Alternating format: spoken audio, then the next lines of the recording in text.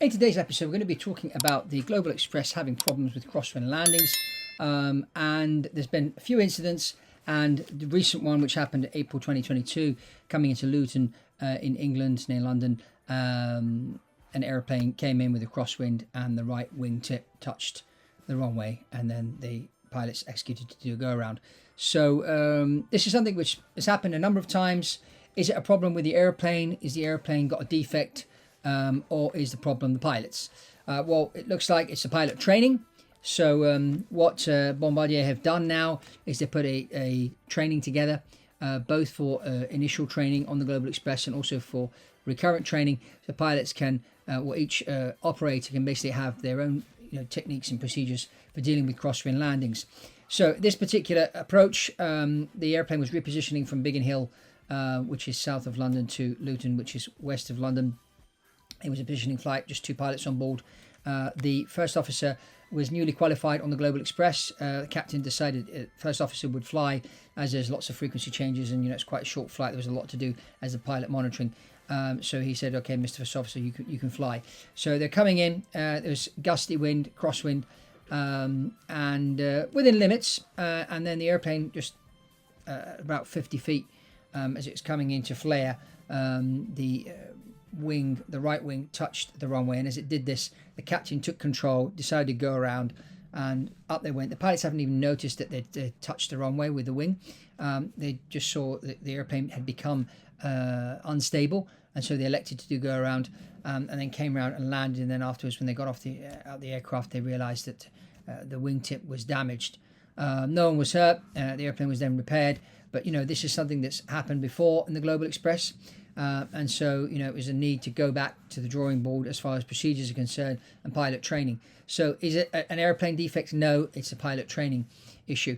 And sometimes, with these larger private jets, depending on the experience of the pilots, very often you'll find that pilots come through the ranks and they haven't had an experience doing lots of landings and takeoffs. This is something that happened to me early in my career.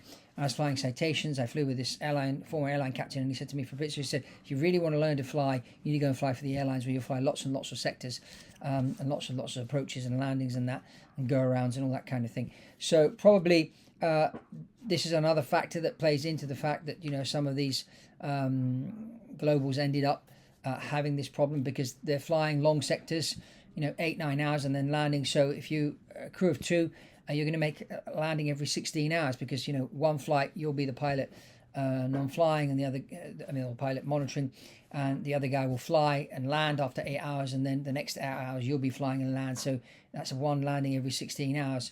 Bear in mind, these airplanes don't fly much, so you may only get maybe 10 landings in a year.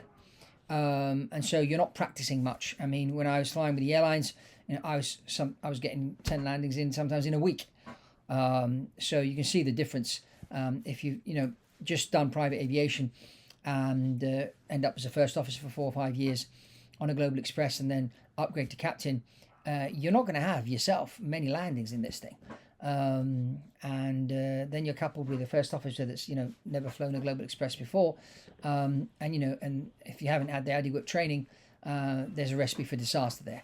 So this is kind of the analysis there, and so Bombardier went back to the drawing board and just come up with these new procedures, new training system for the pilots, so they can go through crosswind practices with crosswind landings, both on their initial type rating course and also on recurrence.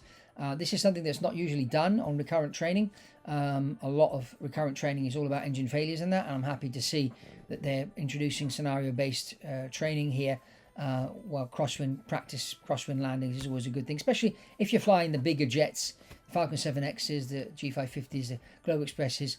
I think you should be incorporating a lot of landing and takeoffs in your recurrent training in the simulator, because you're not going to do many of those on the airplane because you're flying long legs all the time and landing every 8 to 9, 10 hours, or every 20 hours because there's two of you.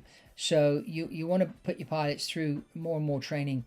And maybe get them, extra session in the simulator every time they go, every 6 months, and concentrate on these crosswind landings and that, because it's certainly going to pay off in the long term and keep you safe. So let's get the conversation going here. What do you think about this crosswind landing in Global Expresses. What's been your experience? Let's get the conversation going. Give us a thumbs up if you like this video, and also a super thanks. And subscribe to Bizjet TV if you haven't done so already. And that's all from me on this episode of Bizjet TV. And check out this other video I'm sure you'll enjoy. And I'll see you on the next one.